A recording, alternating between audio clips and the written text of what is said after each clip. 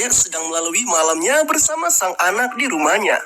Mereka terlihat begitu ceria dengan Clyde yang sedang sibuk melakukan pekerjaannya. Sedangkan putrinya tengah membuat kalung untuk ibunya dan juga dirinya. Namun sayangnya suasana hangatnya keluarga kecil itu berubah seketika saat dua orang perampok memaksa masuk ke dalam rumah itu. Clyde yang membukakan pintu langsung mendapat pukulan dari si perampok.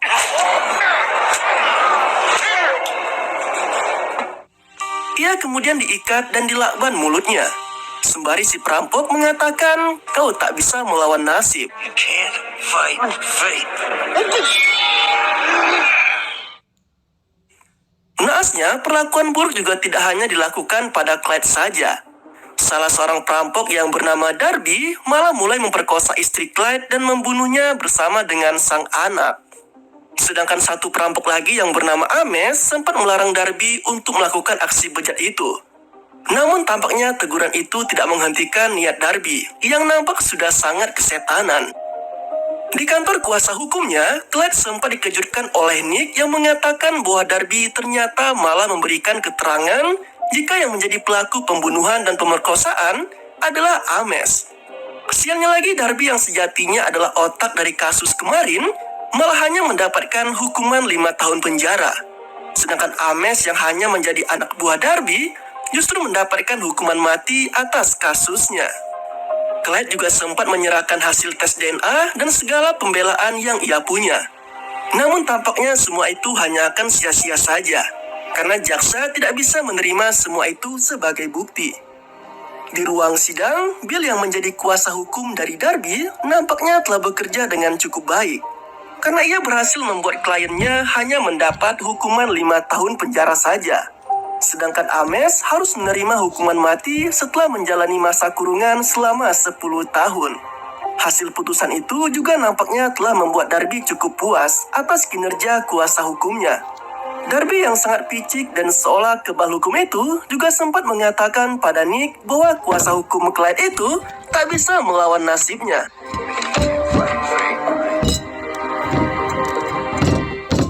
Bahkan penjahat itu sempat-sempatnya melayangkan jabat tangan pada Nick di luar area persidangan. Tepat ketika banyak wartawan mulai mencecari mereka tentang seputar jalannya persidangan tadi. Sialnya momen itu malah dilihat oleh Clyde dari kejauhan yang membuatnya nampak begitu kesal dengan semua yang telah dilaluinya. Mulai dari hukum yang dianggap tak adil hingga orang-orang di dalamnya.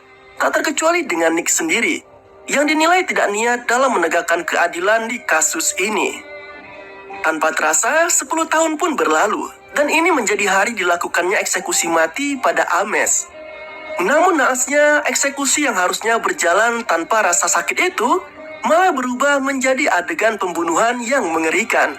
Karena narapidana tersebut malah merasakan sakit yang luar biasa, hingga mengalami kebocoran saluran darah dan kemudian ia pun meregang nyawanya. Merasa adanya kejanggalan dalam eksekusi tadi, Nick dan pihak kepolisian sempat mempertanyakan soal insiden tersebut. Namun kemudian, seorang polisi menemukan adanya kantong cairan yang diduga telah ditukar dengan sebuah racun dan digunakan dalam eksekusi tadi. Menariknya, di kantong cairan itu tertera tulisan "tak bisa melawan nasib", yang kemudian mengingatkan Nick kembali pada Darby ketika penjahat itu sempat mengatakan kalimat tersebut padanya 10 tahun lalu. Di waktu yang sama, Darby yang sedang menikmati narkoba di tempat tinggalnya, ia juga nampaknya sempat menonton berita tentang jalannya eksekusi mati pada Ames, yang dulu merupakan anak buahnya. Namun tak lama kemudian, HP-nya berdering tanpa diketahui siapa orang yang menelponnya itu. Dalam telepon tersebut, suara misterius nampak sedang mencoba untuk memberikan informasi pada Darby bahwa tak lama lagi polisi akan datang menjemputnya karena kasus penyalahgunaan narkoba.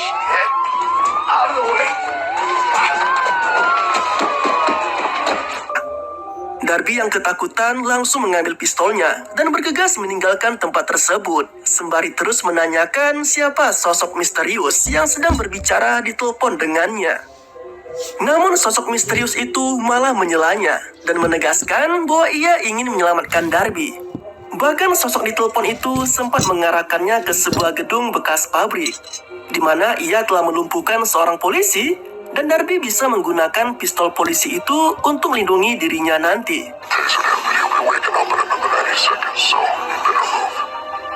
Setelah tiba di lokasi yang telah ditentukan, Darby dengan segera masuk ke dalam mobil itu dan langsung mengambil pistol seraya menodongkannya pada sang polisi untuk segera membawanya pergi dari sana. Okay. Dude, take it easy. Take it. Come on. Di lokasi berikutnya, Darby meminta polisi itu untuk keluar dari mobil dan nampak akan mengeksekusi polisi tersebut. Namun polisi itu sempat memohon agar ia tidak dibunuh karena ia masih harus menghidupi istri dan anaknya. Seolah tak peduli dengan hal itu, Darby malah mengangkat HP-nya karena mendapat telepon dari sosok misterius tadi. Betapa terkejutnya Darby setelah mendapati bahwa ternyata si penelpon misterius tersebut adalah polisi itu sendiri yang kini melepaskan atribut penyamarannya. Dan ternyata ia adalah Clyde.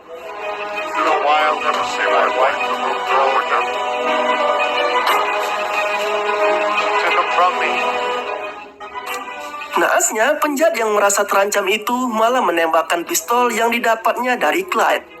Bukannya sebuah peluru yang melesat dari pistol tersebut, malah tangan Darby yang kini terluka oleh tusukan sejumlah jarum bius yang sengaja dipasang oleh Clyde sebelumnya. Clyde mengungkapkan bahwa itu merupakan suntikan berisi tetrodotoksin yang akan membuatnya lumpuh seketika. Namun semua fungsi saraf masih bisa bekerja secara normal, yang berarti tubuh Darby tak bisa digerakkan lagi. Namun ia tetap akan merasakan apapun yang dialami oleh tubuhnya. Dengan penuh dendam, Clyde mengatakan bahwa ia akan memberikan rasa sakit luar biasa pada Darby, yang bahkan tidak pernah dibayangkan oleh penjahat itu sebelumnya.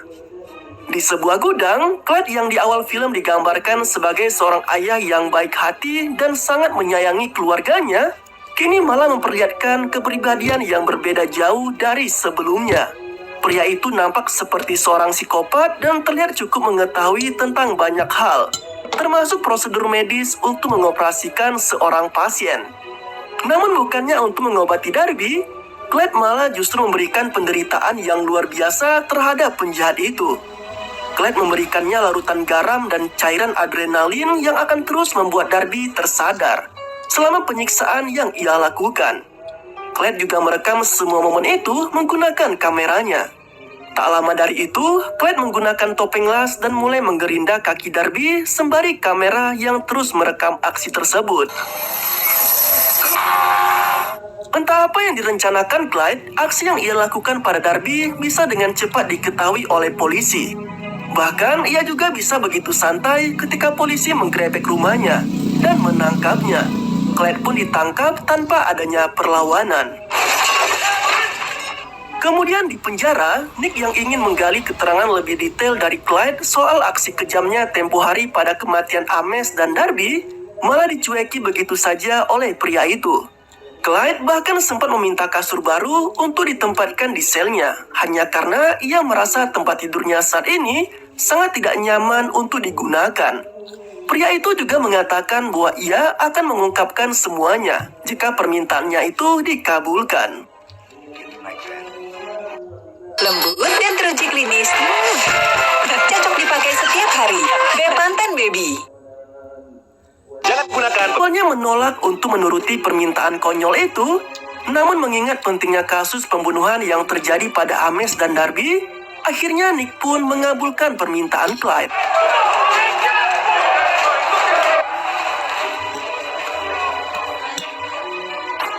Tidak hanya itu, Nick juga sempat dikejutkan oleh telepon dari istrinya yang mengatakan bahwa anak mereka kini sedang syok berat karena baru saja menonton video penyiksaan dan pembunuhan Darby yang dikirimkan oleh seseorang yang namanya tidak diketahui. Sayangnya, sosok yang menjadi eksekutor dalam video itu tidak bisa dipastikan identitasnya karena ia mengenakan topeng las sepanjang aksi yang direkamnya.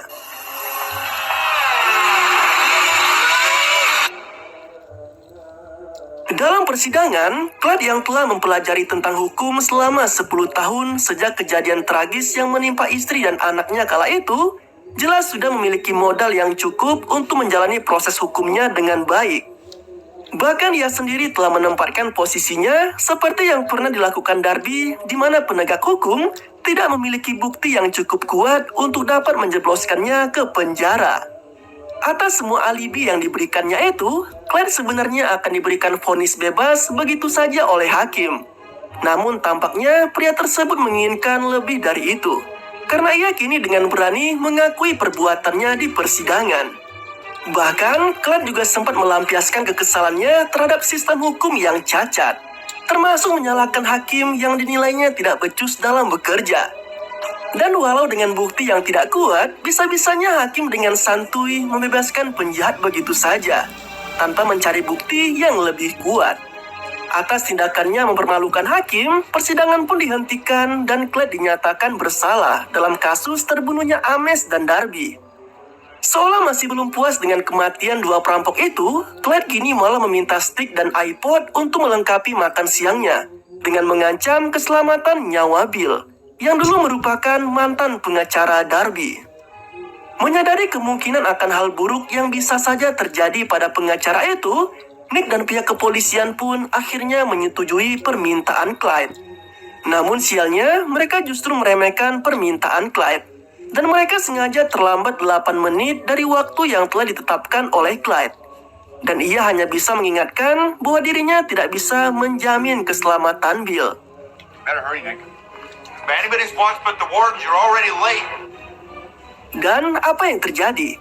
Polisi yang sudah tiba di lokasi sesuai dengan arahan Clyde ternyata hanya bisa menemukan Bill yang sudah tidak bernyawa dalam kondisi terikat di sebuah kotak yang dikubur dalam tanah.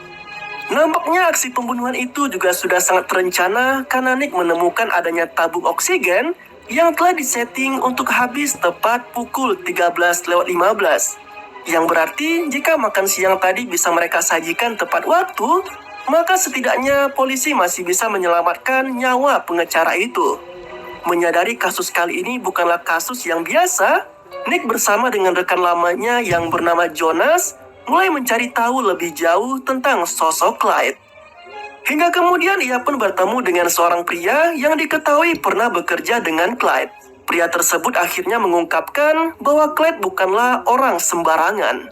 Ia seolah bagaikan mesin pembunuh yang bisa bekerja tanpa terlalu banyak melakukan aksi. Bahkan pria itu juga sempat menceritakan tentang keberhasilan Clyde dalam membunuh target mereka, hanya dengan membuatkannya dasi yang berisi serat karbon, hingga membuat target mereka itu mati tercekik dengan sendirinya. Padahal korban itu merupakan target yang selalu gagal untuk mereka bunuh, meski mereka telah dibekali dengan senjata lengkap sekalipun. Pria itu juga sempat mengatakan bahwa pembunuhan yang dilakukan Clyde pada teman satu selnya pastilah memiliki alasan tersendiri.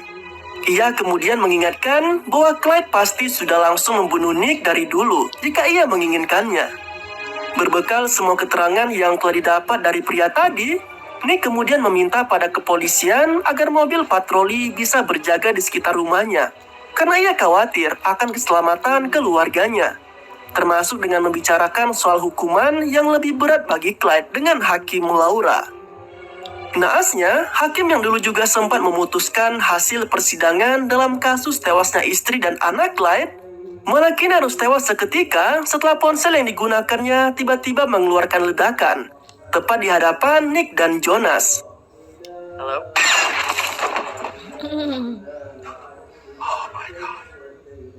Mengetahui bahaya yang ditimbulkan oleh serangkaian aksi Clyde, Nick pun kembali menginterogasi narapidana itu atas kejahatan yang baru saja dilakukannya pada Hakim Laura. Nick juga sempat mengatakan pada Clyde bahwa balas dendam yang ia lakukan selama ini tidak akan berarti apa-apa bagi mendiang istri dan anaknya. Namun Clyde malah berdalih jika semua itu dilakukannya semata agar sistem peradilan dan hukum yang cacat selama ini bisa dibenahi. Tidak hanya itu, Clyde juga kembali mengajukan permintaannya pada Nick. Namun kali ini jauh berbeda dari sebelumnya. Pria itu menginginkan agar semua tuduhan padanya digugurkan dan ia bisa segera dibebaskan sebelum jam 6 esok pagi. Karena jika tidak, maka ia akan menghabisi semua orang yang ada di sana. Nick yang mendengar permintaan itu jelas tidak mau menurutinya. Ia malah berinisiatif agar semua staf yang ada di sana tidak ada yang pulang ke rumah masing-masing, setidaknya hingga jam 6 pagi nanti. Pengacara itu seolah ingin memastikan sendiri bahwa semua rekan kerjanya akan selamat, meski Clyde telah mengancam semua nyawa orang di tempat tersebut. Naasnya, ketika jam telah lewat dari pukul 6 pagi dan tidak terjadi hal buruk seperti yang sempat dikatakan Clyde kemarin, para staf yang akan bergegas pulang malah harus menemui ajalnya. Karena satu demi satu, mobil yang terparkir di area penjara tiba-tiba saja meledak. Anehnya dari sekian banyak mobil yang meledak, hanya mobil milik Nick sajalah yang selamat dari aksi ledakan tersebut. Bahkan ketika mobil lainnya kedapatan telah ditanam peledak di tangki bahan bakarnya, namun tidak dengan mobil Nick, yang justru tidak ditemukan adanya peledak satupun di dalamnya. Keesokan harinya, ketika akan menuju ke pemakaman rekan kerjanya yang sempat tewas dalam insiden ledakan kemarin, Nick juga sempat bertemu dengan Clyde dan memukulinya, seraya tak terima atas aksi keji yang telah dilakukan narapidana itu. Namun secara mengejutkan, Clyde malah mengaku akan terus melakukan aksi tersebut pada semua penegak hukum yang tidak becus dalam menjalankan tugasnya, termasuk ambisinya untuk merubah sistem peradilan yang dianggapnya sangat bobrok. Saat acara pemakaman telah selesai, rombongan mobil yang digunakan Nick dan yang lainnya tiba-tiba saja mogok, dan diketahui bahwa aksi tersebut berasal dari sebuah robot yang dikendalikan dari jarak jauh. Naasnya, mobil yang dinaiki Jonas malah dihujani peluru oleh robot tersebut, hingga membuat mobil itu meledak dan menewaskan Jonas yang sedang berada di dalamnya. Bersama dengan rekan kerjanya, Nick mulai memasuki tempat itu, dan mereka terkejut karena di sana terdapat banyak sekali peralatan yang diyakini selalu digunakan oleh Clyde dalam merancang aksinya, termasuk juga beberapa peralatan militer yang ditemukannya di tempat itu. Tidak hanya itu saja, Nick juga menemukan adanya terowongan yang tersembunyi, yang ternyata memiliki jalur bawah tanah yang terhubung ke tiap sel. Dari situ juga akhirnya Nick mengetahui bahwa Clyde kini sedang tidak berada di selnya lagi. Ditambah lagi dengan ditemukannya catatan Clyde yang kini sedang berencana untuk meledakkan kantor balai kota. Tanpa membuang waktu, Nick dan rekan polisinya langsung bergegas menuju ke lokasi yang diyakini menjadi target Clyde selanjutnya, yaitu gedung balai kota. Di waktu yang sama, terlihat Clyde yang sudah berhasil masuk ke gedung balai kota dan menempatkan bom di sana. Sementara Nick dan rekannya yang baru tiba, kini berhasil mendapati adanya bom dengan berdaya hancur yang sangat besar, yang dikendalikan menggunakan ponsel dari jarak jauh. Salah satu rekannya juga sempat mengatakan bahwa kemungkinan hanya ada jeda sekitar 30 detik saja bagi bom tersebut untuk meledak setelah diaktifkan melalui panggilan ponsel. Kembali ke Clyde, ia yang telah kembali ke ruang rahasianya malah kini dikejutkan oleh sosok Nick yang ternyata telah ada di sana lebih dulu darinya. Di sana Nick sempat ingin menyadarkan Clyde dan menyarankannya agar bisa kembali menjalani hidup seperti biasanya, tanpa harus terpaku pada ambisinya. Namun tampaknya saran itu tak digubris olehnya. Bahkan Clyde tanpa ragu melakukan panggilan dari ponselnya, yang merupakan pemicu ledakan dari bom yang sempat dipasangnya di gedung balai kota. Melihat aksi tersebut, Nick pun bergegas keluar dari tempat itu, yang ternyata diketahui bahwa bom yang sempat dibuat Clyde kini telah dipindahkan oleh pengacara itu tepat di bawah ranjang tersebut. Nick pun mengunci rapat-rapat pintu itu. Sementara Clyde kini dibuat panik karena bunyi panggilan yang ia lakukan malah terdengar berasal dari bawah ranjangnya sendiri. Tak lama kemudian, ledakan besar pun terjadi. Dan Clyde hanya bisa memandangi gelang buatan anaknya sembari menunggu ajal menjemputnya di sana.